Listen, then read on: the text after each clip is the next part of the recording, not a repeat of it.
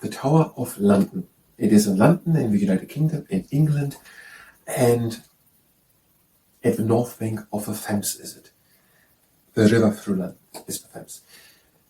There was at the place something of the Romans already, there was something discovered, but it was when in the year 1066 William the Conqueror who let there start to build something out of timber and wood. And then in the year 1078, while William the Conqueror was still ruling, when the Bishop of Rochester, Gundulf, started to let them build that building. And that started to be built in 1078 for 20 years then. And it had in the top area a residential suite for the royal family, a great dining hall, and also the St. John Chapel. And then it has today there at one place, there is in one tower there are additional towers, and in one of them there is a collection of arms and armor, and in the Waterloo Barracks there are the crown jewels. And there's also the Traitors' Gate that leads to the River Thames. And then there is the Bloody Tower, and there were some people beheaded. And some people who were beheaded there, they are then buried at the St. Peter's ad Vincula church. Now some people were beheaded, and here are some people listed who were there. Not all of them were beheaded. For example, Queen Elizabeth I was there, she was not beheaded. But Anne Boleyn or Catherine Howard, for example. Other people who were there were Walter Raleigh, Thomas More, or Lady Jane Grey. And then there are some people guarding the place still, the whole tower, and they are called yeomen, and they are still wearing the clothes which the people during the Tudor times in the 16th century were wearing. And the whole area has 13 acres. And that is according to the history of the kings and queens of England and Scotland, written on the page 37. The positions and views expressed are the ones of the source and not necessarily aligned with my own or with the ones of the entities spoken of. Hi and welcome. I'm trying to learn architecture. Today, the Tower of London, and after we've done that, we're going to do stretching. And if you participate in the stretching, then it's very at your own risk. The Tower of London. The Tower of London is an ancient fortress at the eastern edge of the city of London, on the north bank of the Thames, and covering about 13 acres. Okay, the Tower of London, the tower itself, or the region? Maybe the tower itself. 13 acres, and on the east side of London, at the north bank of the River Thames through the city of London.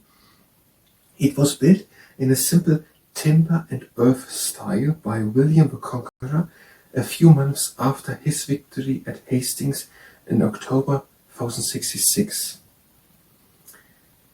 Timber and earth style. Now, that is something completely different. It was timber and earth, the Tower of London. We did the Battle of Hastings previously on the 40th of October 1066. William the Conqueror had come over to England and won against Harold, the King of East Wessex, and crowned himself on Christmas Day 1066 to be the King of England in Westminster Abbey, was the crowning. But it looked probably also differently. Now, 1066 was he come over, and William the Conqueror let it build there in a timber and earth style. The tower is enclosed by a dry moat. I don't know what moat is. Within which a double castellated walls surrounding the central. Within which a double castellated walls surrounding the central white tower. So this is the central white tower. So we have that for the beginning. That is the central white tower. So we understand that so far. Although Roman foundations have been discovered, the White Tower was built 1078, so just 12 years after William the Conqueror had over, 1078 by Gundulf, Bishop of Rochester, as a royal residence and fortress. 1078, that is the year in which William the Conqueror died. 1087, so 9 years before William the Conqueror died. So while William the Conqueror was still living. So Roman foundations were discovered, but the White Tower was built in 1078 by Gundulf, Bishop of Rochester, as a royal residence and fortress. Construction began in 1078 and was completed some 20 years later. Okay, it was built 9 years long while William the Conqueror was still living, and then continued around 10 years longer after William the Conqueror had died and William II was ruling. The residential suite for the royal family, as well as a great dining hall and the chapel of St. John, were in the top part of the tower. A suite for the royal family, a great dining hall, and a chapel of St. John were in the top part of the tower. The exterior was restored by Sir Christopher Wren. Okay, Sir Christopher Wren lived then later, somewhere in the 16th century or something, so 400 years later. Around 400, I don't know exactly. Various towers subsequently built were used as prisons. One of them now houses a collection of medieval arms and armor. So various towers. Do we say here that the central part, the White Tower, is more or less like a castle, with building rooms and so on, and the prison part is in the towers around, and not in the center? Various towers subsequently built were used as prisons. One of them now houses a collection of medieval arms and armor. So in one of them there are weapons and protection armor from medieval times. The tower was not originally built to be a prison, which makes a lot of sense. And for centuries was only used to confine the privileged few.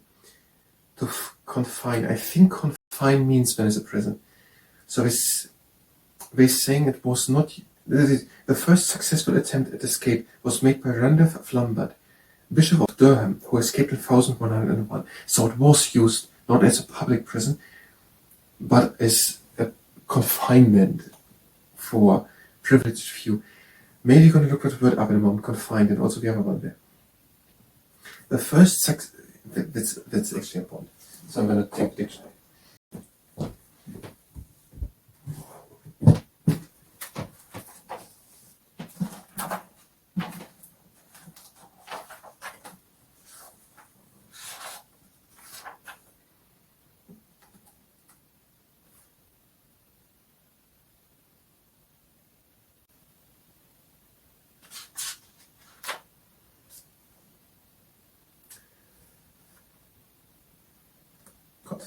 Confide, confidential, confident,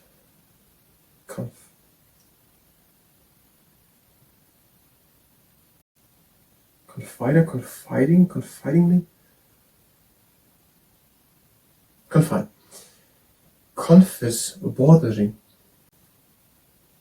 adjoining, confine a border, con and finis, and limit, confine.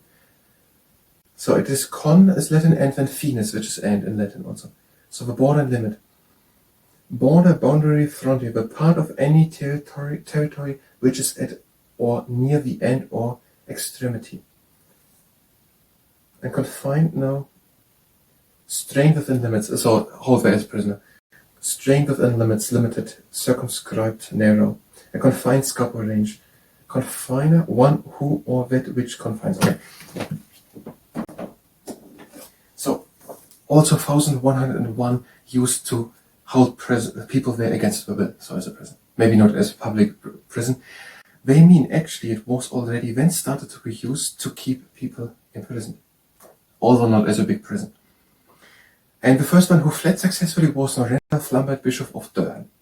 Another not so lucky escape was Prince Grillif of Wales, who in 1244 fell and broke his neck whilst trying to escape from the tower. Okay, 140 years later, 1244, someone tried to climb away or something, but died then, or had a deadly accident. The crown jewels are displayed in the Waterloo block, a former barracks. Okay, I don't know from these information where exactly, but at some place there are the crown jewels of the British monarch. A Traitor's Gate, giving access by water from the Thames, and the Bloody Tower are associated with many historically noted persons. So I'm going to talk now a bit about executions. So at one place there's the Trader's Gate somewhere, and that leads to the Thames. It is at the north side of the Thames, at the north banks of the Thames. So, and some historically notable persons were imprisoned there, including Queen Elizabeth I, when she was a princess.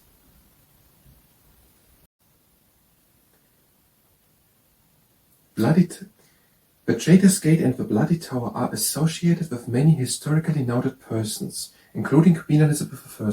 They don't say if she was imprisoned. They say just that it is associated with her. So Queen Elizabeth I, Sir Thomas More, Anne Boleyn, Catherine Howard, Lady Jane Grey, and the second Earl of Essex, Sir Walter Raleigh,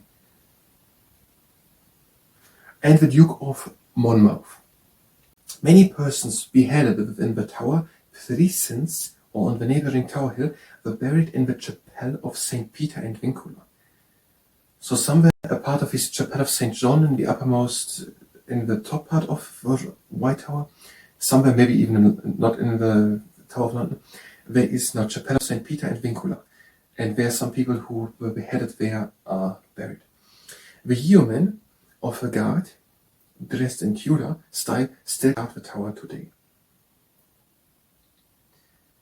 I think, if I'm not mistaken, that I read very recently that yeomen were people who in the medieval times were regarded as important people, or as more or less landowners, but maybe I'm mistaken. I don't know, I'm just wondering where that name comes from. So the yeomen, maybe we should look at the yeomen of the guard, dressed in Tudor style, still guard the tower today. So we have these people, and we're wearing these Tudor style of clothes, so 500, 600 years ago, 500 years ago, and we're guarding the tower. And we could take one look at yeomen, or one look at the dry moat. Let's look at the thing with moat.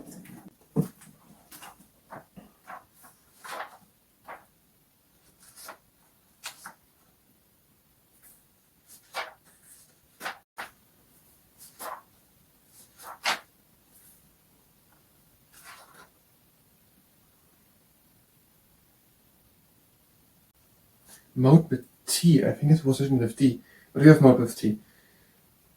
French moat, mota, the mound of earth, dug from a trench, a hill or mound on which a castle was built. Origin unknown. So it is the hill or mound on which a castle was built, a moat. A ditch or deep trench around the rampart of a castle or other fortified place to serve as a defense, often filled with water. That is a moat? A ditch or deep trench around the rampart of a castle or other fortified place to serve as a defense, often filled with water. To surround with a ditch for defense. Moated, furnished with a moat. So I think it is the trench around the castle in which oftentimes water is. Moat, French moat, the mound of earth dug from a trench, a hill or mound on which a castle was built. A ditch or deep trench around the rampart of a castle or other fortified place to serve as a defense, often filled with water. Okay, a moat, and the thing is then called a ditch also. Okay, a moat that is trench around the castle in which water is. Okay, that was the architecture part. If you were here for architecture, you can go directly to the next part of architecture. We will continue. At some time we will go back also to the Westminster Abbey and then the Tower of London. But we're going to go a bit in the book on, so we're going to make that when we make the presentation about William II, that we have read on who is then Henry I. So that we know that. So we're going a bit in the book forward, and we're doing later on videos to Westminster Abbey and Tower of London later on. If you stay here and participate in the stretching, that's what I always have your feet standing together, out with one foot and the other foot. Here and here. And on, here, full foot, here, and back in again. This time stay down on the knees.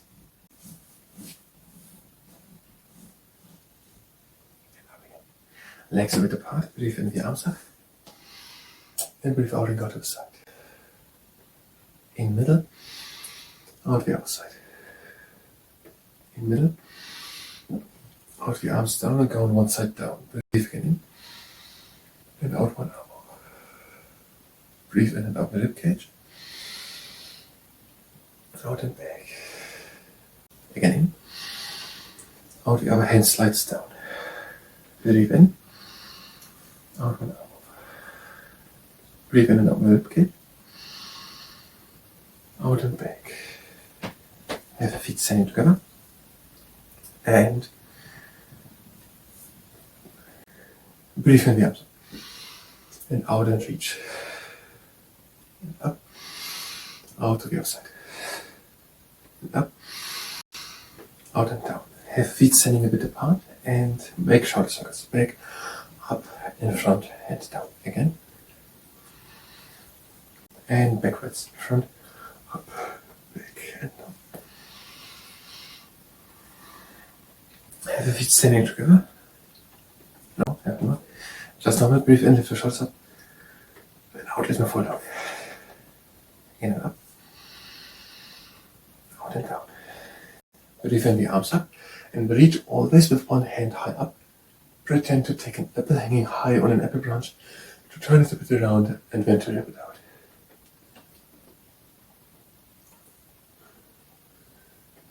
And legs a bit apart, arms to the sides, breathe in. And out over to one side. Again in. Out to the other side. In middle. And out and lean onto the knees. Breathe in. And out one shoulder in front. In back. Out the other one in front. In back. And out and hanging down. Breathe again in. And out over to one leg. Again in. And out to the other leg. Again in. Out middle. Close the feet. Breathe again in. And out comes slowly with a round peg up, back at the top, backwards, shoulder, shoulder. The feet are pointing to the outside, breathe in the arms up. Breathe out and sink down. Elbows against the insides of the knees. Breathe in and straighten up. And breathe out and come with the back up. Breathe again in. Out and down. Breathe in and straighten up. And out and come slowly in one straight line up. Hands down. Legs to the sides, breathing that out. And up and draw shoulder blades together. In and up. Out and down. In and close the legs. And again out. It was a stretching. I thank you very much.